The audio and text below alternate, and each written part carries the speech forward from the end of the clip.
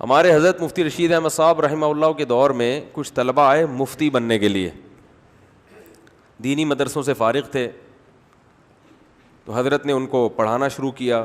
مفتی کا کورس ہوتا تھا 1 سال کا. تو حضرت نے کیا کیا، وہ عصر کے بعد فٹ بال بھی کھیلتے تھے نا لڑکے، تو فٹ بال کھیل رہے تھے، تو ایک طالب علم کو دیکھا کہ وہ اس کا پتہ ہی نہیں چل رہا ہے کہ ادھر گھوم رہا ہے، کبھی ادھر بال لے کے جا رہا ہے، کبھی ادھر گیند لے کے جا رہا ہے، اس کو پتہ ہی نہیں چل رہا. میچ کے بعد حضرت نے پوچھا کہ آپ عجیب سے کچھ کنفیوز لگ رہے تھے. تو وہ کہنے لگا مجھے پتہ ہی نہیں چل رہا تھا کہ میرا گول یہ والا ہے یا بولو وہ والا، میں نے یہاں گول کرنا ہے یا وہاں کرنا ہے. تو حضرت نے فرمایا کہ آپ بہت نیک ہیں، آپ مفتی نہیں بن سکتے. نیک کا مطلب بعض دفعہ نیک اس کو بھی کہا جاتا ہے جو پرلے درجے کا بے وقوف ہوتا ہے.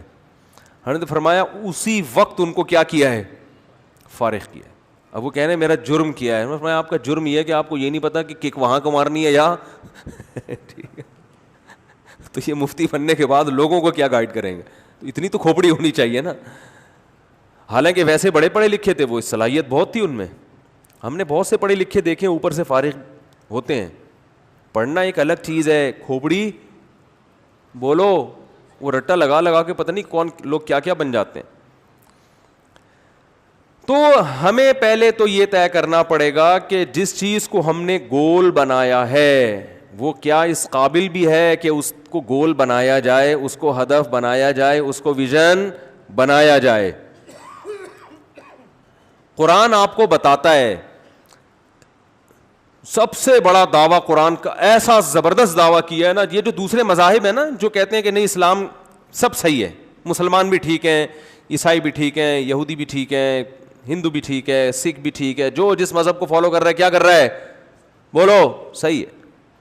ایک سکھ خاتون کا فون آیا، اس کی بہن مسلمان ہو گئی تھی UK میں.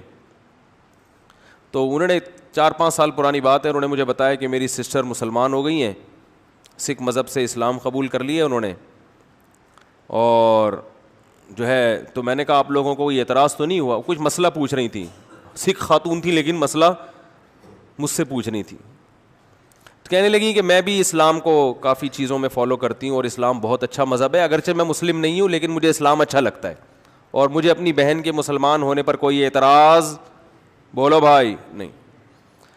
میں نے ان سے کہا، میں نے کہا دیکھیں اسلام کا اچھا لگنا کامیاب ہونے کے لیے کافی بولو نہیں ہے. اس بات پہ آخرت میں بخشش نہیں ہوگی کہ آپ کو اسلام. اب ان باتوں سے نا غیر مسلم کہتے ہیں مسلمان بڑے متشدد ہوتے ہیں. ہم ان کے مذہب کی تعریف کر رہے ہیں پھر بھی یہ ہمیں جنت میں لے جانے کے لائق نہیں سمجھتے. ہم تو کہہ رہے ہیں کہ اتنے اچھا مذہب ہے، اتنی اچھی تعلیمات ہیں. او بھائی بات یہ ہے کہ یہ اسلام مولانا کا مولوی کا مذہب نہیں ہے، یہ کس کا دین ہے؟ یہ تو اللہ کا دین ہے.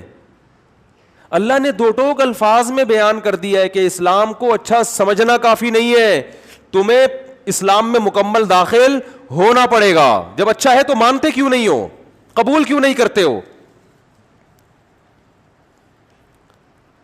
وَمَن يَبْتَغِ غَيْرَ الْإِسْلَامِ دِينًا فَلَن يُقْبَلَ مِنْهُ. اللہ فرماتے ہیں اسلام کے علاوہ کسی اور مذہب کو اگر اختیار کرو گے تو بے شک اسلام کی تعریفیں کرتے رہو، اللہ فرماتے ہیں قبول نہیں ہوگا، آخرت میں خسارے والوں میں سے ہو گیا. عملاً اسلام کو قبول کرنا پڑے گا، داخل ہونا پڑے گا اسلام میں.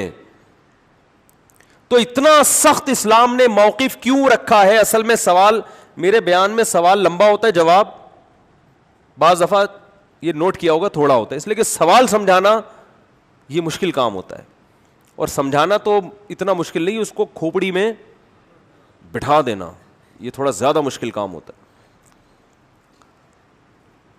کہ بھئی کیوں اسلام نے بالکل بھی لچک نہیں رکھی. ہاں دنیا میں اسلام نے یہ لچک رکھی ہے کہ کسی کو زبردستی مسلمان نہیں کیا جائے. اسلام ساری آخرت کی دھمکیاں دے رہا ہے، دنیا کی نہیں دے رہا. کہ جو اسلام قبول نہیں کرے گا، ایسا نہیں ہے قرآن میں کہ جو اسلام قبول نہیں کرے گا اس کی گردن اڑا دیں گے ہم، ایسا نہیں ہے. جو اسلام قبول نہیں کرے گا اس سے مسلمان تجارت بند کر دیں گے، ایسا بھی بولو کچھ نہیں ہے. جو اسلام قبول نہیں کرتا اس سے اچھا سلوک کرنے کی تمہیں اجازت نہیں ہے، ایسا بھی قرآن میں کہیں نہیں ہے. نبی صلی اللہ علیہ وسلم نے یہودیوں کو ہدیے بھیجے ہیں, اور جو یہودی رشتہ دار تھے آپ صلی اللہ علیہ وسلم کی زوجہ سے, ان کو آپ نے ان سے صلہ رحمی کا حکم دیا کہ بھئی یہودی ہیں مگر رشتہ دار ہیں, بلڈ ریلیشن ہے. قرآن نے کہا والدین اگر کافر ہوں, پکے مشرک ہوں, تمہیں زبردستی شرک پر مجبور کرتے ہوں, پھر بھی دنیا میں تم نے ان سے اچھا سلوک کرنا ہے. غیر مسلم بھی ہوں, چونکہ والدین ہیں, پیرنٹس ہیں, احسان ہے, سلوک اچھا کرنا ہے ان سے. بات آ رہی ہے سمجھ میں کہ نہیں آ رہی ہے؟ لیکن آخرت کے بارے میں قرآن نے صاف کہہ دیا کہ آخرت میں ان کا کوئی حصہ نہیں ہے. یہاں تک بتا دیا اعمالہم کرماد اشتدت بہ الریح فی یوم عاصف, فرمایا ان کے اچھے اعمال کی مثال راکھ کے اس ڈھیر کی طرح ہے. ہوا کا ایک جھونکا پورے ڈھیر کو سیکنڈوں میں اڑا کے ختم کر دیتا ہے.